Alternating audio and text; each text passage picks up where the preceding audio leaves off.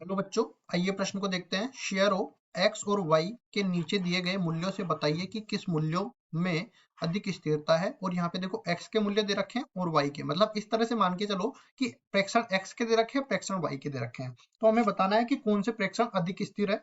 मतलब कि जब भी स्थिरता की बात आ जाए या विचरण की बात आ जाए तो हम लोग चलते हैं विचरण गुणांक में। तो पहले हम लोग मुख्य अवधारणा की चर्चा कर लेते हैं। यहाँ पे लिखेंगे मुख्य अवधारणा, मुख्य अवधारणा। और इसमें हम लोग कुछ सूत्रों की चर्चा करेंगे। पहले विचरण गुणांक की चर्चा कर लेते हैं। विचरण गुणांक, विचरण गुणांक जो है सीवी से व्यक्त होता है और ये बराबर किसके हो जाता है, मानक विचलन ऊपर आ जाता है और माध्य नीचे आ जाता है, इसका गुणा हो जाता है सी से। और इस तरह समझो कि जिन प्रेक्षणों का विचरण गुणांक ज्यादा होता है वो ज्यादा मतलब ज्यादा बिखराव वाले होते हैं, और जिनका कम होता है वो कम बिखराव मतलब कम स्थिर, ज्यादा स्थिर। जिसका बिखराव ज्यादा होगा वो कम स्थिर होगा, जिसका बिखराव कम होगा वो ज्यादा स्थिर होगा। ठीक है, उल्टा होगा इसका। अब उसके बाद में देखो सिग्मा जो है, वो सिग्मा को हम लोग बोल देते हैं मानक विचलन, मानक विचलन। और इसको सिग्मा से निरूपित किया जाता है, और ये सिग्मा स्क्वायर मतलब प्रसरण का वर्गमूल होता है, और इसको एच डी से भी निरूपित किया जाता है, मतलब स्टैंडर्ड डेविएशन। इसका सीधा सा सूत्र अपने पास आ जाता है एक्स आई माइनस में एक्स बार। यहाँ पे एक्स बार की जगह मैं एम ले लेता हूँ, क्योंकि यहाँ पे भी मेरे को एम लिया गया है। एम एम जो है अपने पास माध्य होता है, और इस पूरे का हो जाएगा वर्ग। और यहाँ पे सबका जो है योगफल आ जाएगा, और नीचे भाग किसका लग जाएगा, भाग लग जाएगा अपने पास एन का। ठीक है, एन का भाग लग जाएगा प्रेक्षणों की संख्या का, और पूरे का हो जाएगा वर्गमूल। एम किसके बराबर है, एम बराबर है सिग्मा एक्स आई, और बटा में एन के बराबर है, और इसको बोल देते हैं हम माध्य। ठीक है, एन प्रेक्षणों की संख्या, एन प्रेक्षणों की संख्या के बराबर है। अब देखो सीधा सा हमने सूत्र लिखा है, क्योंकि प्रेक्षणों के बारे में बोला गया था, इनकी बारंबारता के बारे में नहीं बोला गया है। तो ये सूत्र इसमें लगा देंगे। सबसे पहले मैं x के लिए देख लेता हूं। तो x के लिए जो अपने पास प्रेक्षण है उनको मैं लिख लेता हूं एक बार में। तो देखिए सबसे पहले x जो है उसके लिए लिखता हूं। ये अपने पास दे रखा है 35, फिर आगे बढ़ते हैं तो 54, फिर आगे बढ़ते हैं तो 52, फिर 53, फिर आगे देख लेते हैं 56, 58, 52, 56, 58 और 52। और फिर आगे देखते हैं 50, 51 और 49, 50, 51 और 49। कुल मिला के देखो 10 प्रेक्षण होने चाहिए। तो यहाँ पे देख सकते हैं 4, 4, 8 और ये 2, 10। यहाँ पे देख भी सकते हैं, देखो 35, 54, 52, 53, 35, 54, 52, 53, 56, 58, 52, 50, 56, 58, 52, 50 और 51, 49, 51, 49 इस तरह से दे रखे हैं। अब देखो सबसे पहले इन सबका योग अपने को पता होना चाहिए। तो योग किसके बराबर आ जाएगा, सिग्मा एक्स के बराबर। सिग्मा एक्स अपने पास आ जाएगा 510 के बराबर, सबका योग करेंगे तो। उसके बाद देखो अगर सिग्मा एक्स आ गया तो हम लोग कह सकते हैं कि इसका माध्य मैं निकाल सकता हूँ। माध्य इसको मैं एम एक्स बोल देता हूँ। एम एक्स किसके बराबर आ जाएगा, ये बराबर आ जाएगा 510। और यहाँ पे कह सकते हैं कि प्रेक्षणों का जो योग है वो प्रेक्षणों की संख्या 10 के बराबर है। तो 10 का भाग लग जाएगा, तो यहाँ पे किसके बराबर मिल जाएगा, ये मिल जाएगा 51 के बराबर। फिर उसके बाद में हम लोग क्या कर लेते हैं, एक्स माइनस में एम, एम एक्स यहाँ पे कर लेते हैं, ये निकाल लेते हैं। तो हर एक प्रेक्षण में से माध्य को घटा देंगे। तो 35 माइनस में 49 करेंगे तो -16 के बराबर मिलेगा। फिर 54 माइनस 51 करेंगे तो 3 के बराबर, 52 माइनस 51 1 के बराबर, 53 माइनस 51 2 के बराबर, 56 माइनस 51 5 के बराबर, 58 माइनस 51 7 के बराबर, 52 माइनस 51 1 के बराबर, 50 माइनस 51 -1 के बराबर। और यहाँ पे हम देखेंगे 51 माइनस 51 0 के बराबर, 49 माइनस 51 -2 के बराबर।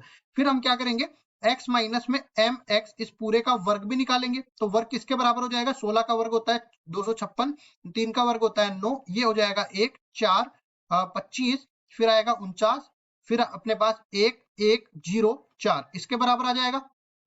अब देखिए इन सबका मैं योग कर दूंगा तो किसके बराबर मिल जाएगा, सिग्मा एक्स माइनस में एम एक्स इस पूरे का वर्ग, ये मेरे पास मिल जाएगा। ये किसके बराबर होगा, इन सबका योग करूंगा तो ये मेरे को मिल जाएगा 350 के बराबर।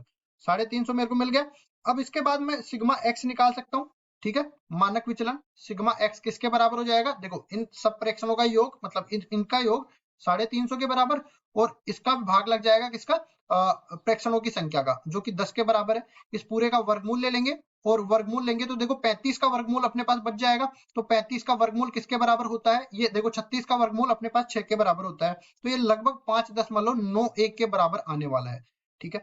अब मैं विचरण गुणांक भी निकाल सकता हूं इसके लिए, तो विचरण गुणांक किसके बराबर हो जाएगा, CV, और ये x के लिए मैं देख रहा हूं तो ये कुल मिला के अपने पास ऊपर तो आ जाएगा सिग्मा x, नीचे आ जाएगा mx और गुणा में आ जाएगा 100। कुल मिला के ऊपर तो अपने पास 5.91 आएगा, नीचे अपने पास देख सकते हैं कि mx का मान 51 है और गुणा में आ जाएगा 100 के बराबर। तो ये जब निकालेंगे हम लोग तो अपने पास 11.58 के बराबर आना है।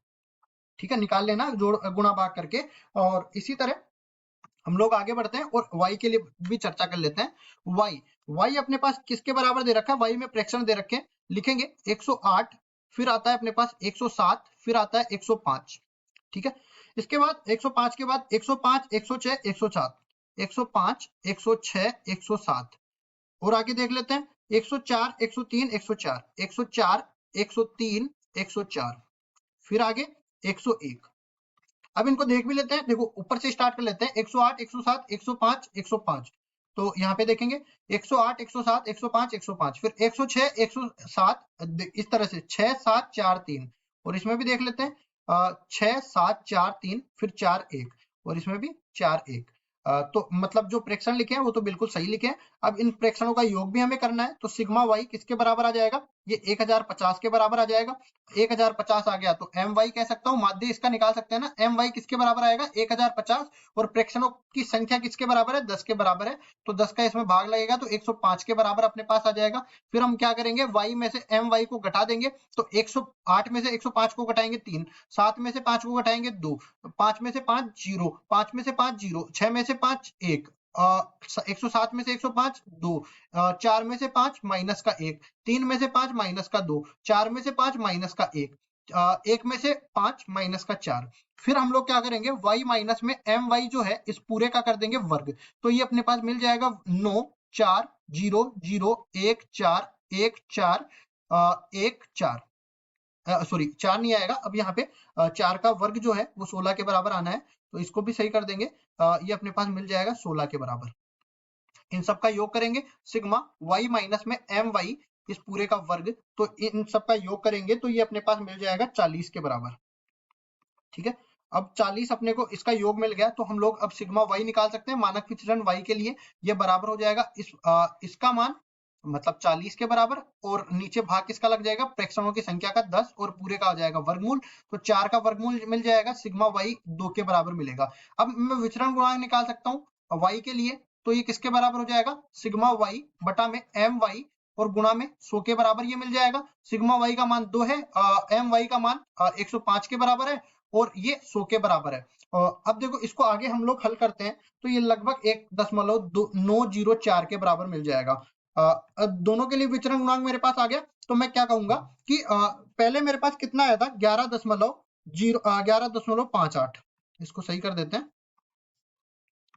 11.58, ये बड़ा है किसके 1.904 से बड़ा है, मतलब कि मैं कहूंगा कि CVX जो है वो बड़ा है CVY से, तो x का विचरण गुणांक y के विचरण गुणांक से बड़ा है, तो जिसका विचरण गुणांक कम होगा वो ज्यादा स्थिर होगा, तो मैं कहूंगा कि y x से ज्यादा स्थिर है।